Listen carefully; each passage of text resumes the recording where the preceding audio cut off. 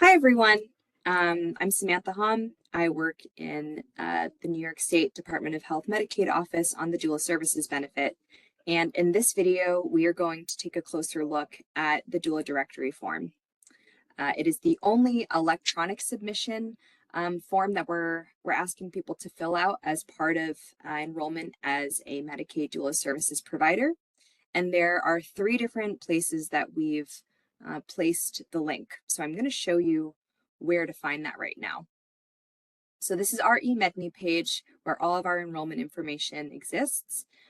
You'll see in this top yellow box, the first place that we've put it, the link to our doula directory form is right here. And then there are two forms, two documents. Later on in the page, we're going to click requirements and additional forms. If you've seen our other videos, you've seen us mention these forms. It's in the doula enrollment instructions, as well as the doula attestation form, because the doula attestation form is actually where you're going to sign and confirm that you've completed the doula directory. But check out a different video to see us go into that more in depth. We're going to go into the doula enrollment instructions because I think it's maybe the most helpful form to orient you to the enrollment process and has step-by-step instructions.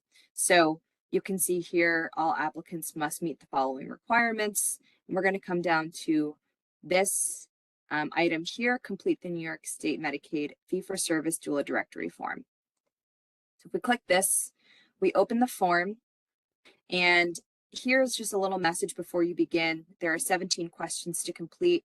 Should take you no more than 10 minutes, and you have to complete the form in one sitting. You cannot save your progress on the form.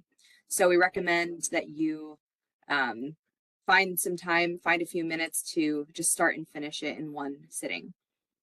So these first few questions here are statements for the person filling out the form to understand that this is something you need to fill out as part of enrollment as a Medicaid doula services provider. This information is going to be posted publicly on the doula directory. This is one way that Medicaid members will be able to find enrolled doulas to work with.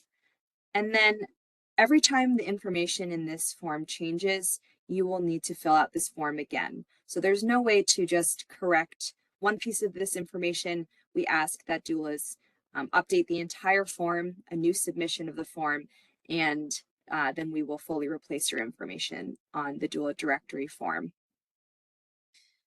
This next question, you'll see that illustrated here, whether this is the first time that you're submitting this form or you're updating the submission, you'll indicate that here so that we know which information is the most current. I'll also just say that even though you're filling out this form as part of your enrollment, you will not see your information posted on the doula directory until your enrollment is approved. So that's why you might have filled out this form a few weeks prior and still not see it updated. Once your enrollment is fully approved, we will post your information. So you'll see these first few questions are information about the doula, first and last name, your national provider identifier number, the doula's race and ethnicity. You'll select all that apply. Here you'll select one.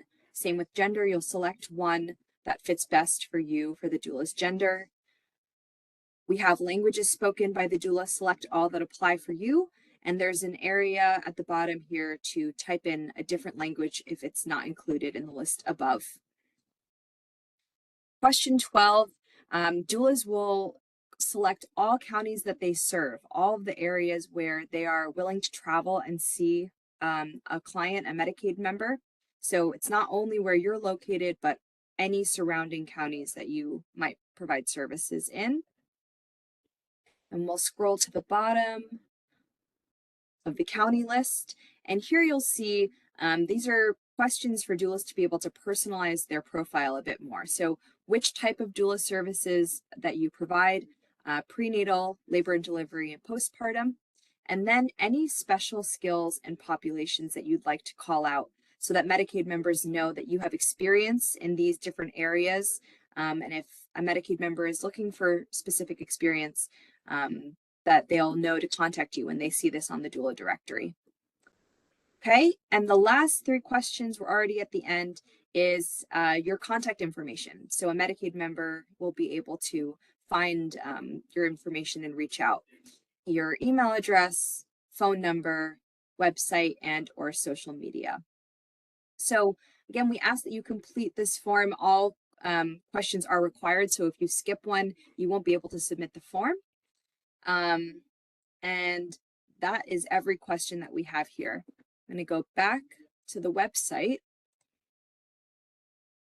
Oh, well, rather, we're back in the doula enrollment instructions form. So again, this is the link and one place to find it. And here now we're back on the eMedMe page. So I'm going to pause there and see if my colleague Heather has anything to add before we close this video. Nothing further to add on the directory form. The only thing we want to bring your attention to is where to contact us or how to contact us if you have additional questions about this form.